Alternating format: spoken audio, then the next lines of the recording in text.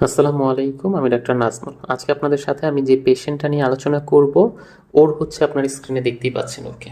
ওর severe লেভেলে dehydration plus হচ্ছে কৃমি থেকে রক্ত শূন্যতা হয়ে গেছে।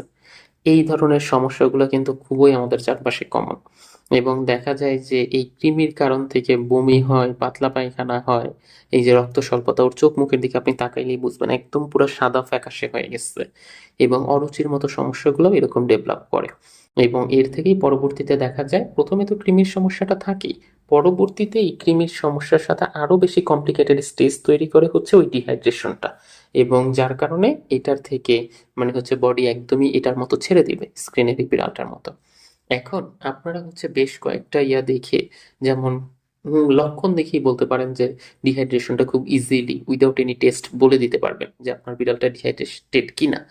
প্রথমেই দেখবেন কি যে ওর মুখের চারপাশটা যে একটু হালকা ভেজা ভেজা থাকার কথা, তো এরকম ভেজা ভেজা না থেকে একদম শুকনো টাইপের হয়ে গেছে, অথবা ওই জায়গাটা একদম পুরা কেমন জানি ফেটে যাচ্ছে ফেটে যাচ্ছে, এরকম একটা ভাইব আপনারা দেখবেন। চোখগুলা আগে যতটা নর্মালি থাকার কথা সেরকম না থেকে ভেতরের দিকে ঢুকে যায়, মানে ওই যে চোখের যে কোটরটা থাকে সেই কোটরের মধ্যে আপনি দেখবেন কি ঢুকে যাচ্ছে। আপনি যখন ওর বডির চামড়াটা একটু টেনে ছেড়ে দিচ্ছেন, মানে একটু হাত দিয়ে ভাঁজ করে ছেড়ে দিলে দেখবেন চামড়াটা খুব তাড়াতাড়ি আগের পজিশনে যাচ্ছে না, খুব আস্তে আস্তে আস্তে আস্তে ধীরে ধীরে ওই আগের পজিশনে ফেরত যাচ্ছে। ওকে আপনি যতই খাওয়ান না কেন দেখবেন যে ও না সেরকম ভাবে শক্তি পাচ্ছে না, দুর্বল প্লাস লিথার্জিক যেটাকে আমরা বলি, এই কন্ডিশনটা আপনি ফেস করবেন। তারপরে আপনি দেখবেন কি যে ওর প্রস্রাবের পরিমাণটা বা পিয়ের পরিমাণটা আস্তে আস্তে কমে যাবে, এবং মাঝে মধ্যেই ওর এই ডিহাইড্রেশনের সমস্যার থেকে বমি প্লাস পাতলা পায়খানার সমস্যাও তৈরি হইতে পারে, যেটা কিনা আরো বেশি কমপ্লিকেটেড করে তোলে সিচুয়েশনটাকে। আমি বুঝাতে পারলাম তো ব্যাপারটা? এই ধরনের লক্ষণগুলো আপনি হচ্ছে দেখতে পারবেন। এখন এই ডিহাইড্রেশন প্লাস কৃমি, যখন আমাদের কাছে এই দুইটা ব্যাপার একসাথে আসে, তখন আমরা ভেটরা প্রথমে হচ্ছে ডিহাইড্রেশনের সমস্যাটাকে কারেক্ট করার চেষ্টা করি, মানে এই কারেকশনটা হওয়ার পরে তারপরে গিয়ে হচ্ছে কৃমির ওষুধটা দিই।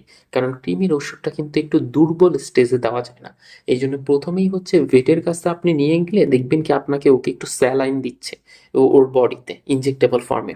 ওকে এরকম 3-4 দিন স্যালাইন দিয়ে ওর বডিতে হচ্ছে একটু নিউট্রিয়েন্ট দেওয়ার চেষ্টা করবে, ডেক্সট্রোজ বা গ্লুকোজ এগুলো হচ্ছে ওকে একটু সাপ্লাই দিবে, সাথে কিছু পুষ্টির ইনজেকশন করে দিবে, যেটা কিনা ওর বডিতে আরো রক্ত বাড়াইতে আরো বেশি পরিমাণে সহায়তা করবে।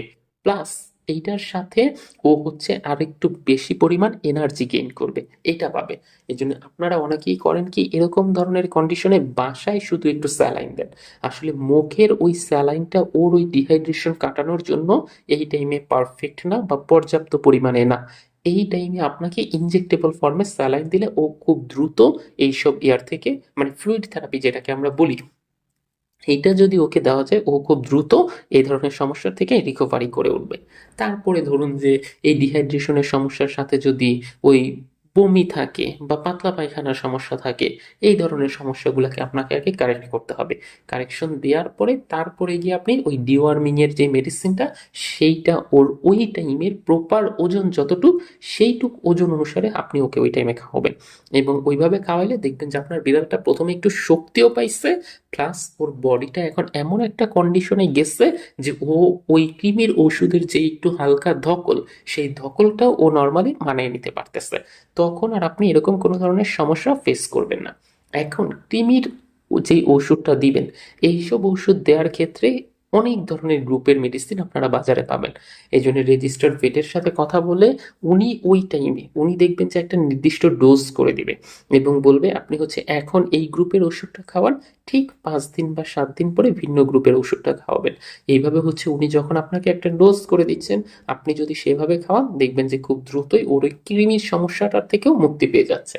স্ক্রিনের বিড়ালটার ক্ষেত্রে কিন্তু সাধারণত ওর বডিতে এক ধরনের কৃমি নেই, এবং আপনি যদি এক্ষেত্রে একটা গ্রুপের মেডিসিন ব্যবহার করেন আপনার এই বিড়ালটা কিন্তু রিকভারি করার রেট অনেকটাই কম, মানে বডিতে ওই গ্রুপের কৃমি, মানে যেটা আপনি ব্যবহার করছেন ওষুধ, সেই গ্রুপের কৃমিটা হয়তো বা থাকবে না, কিন্তু ভিন্ন জাতের কৃমিটা রয়ে যাবে। এই জন্য রেজিস্টার্ড ভেটের সাথে কথা বলে তার সাথে শেয়ার করে এই ব্যাপারটায় একটা পরামর্শ নিয়ে প্রপার বডি ওয়েট মেনটেন করে তারপরে কৃমির ওষুধটা খাওয়াবেন এবং তাহলেই দেখবেন যে ও খুব অল্প দিনের মধ্যে আবার আগের অবস্থায় ফিরে আসছে। এবং বডিতে যদি অনেক বেশি পরিমাণে কৃমি থাকে সেক্ষেত্রে মাঝে মধ্যেই দেখা যায় কি রক্তযুক্ত পায়খানা করে, মানে রক্ত মিশ্রিত পায়খানা। তো এই ধরনের সমস্যা যদি আপনি ফেস করতে না চান তাহলে হচ্ছে ওই কৃমির মেডিসিন বা ডিওয়ার্মিং ট্যাবলেট এটাই হচ্ছে আপনার জন্য বেস্ট সলিউশন। তো এইভাবেই হচ্ছে আপনারা করবেন। ধন্যবাদ সবাই।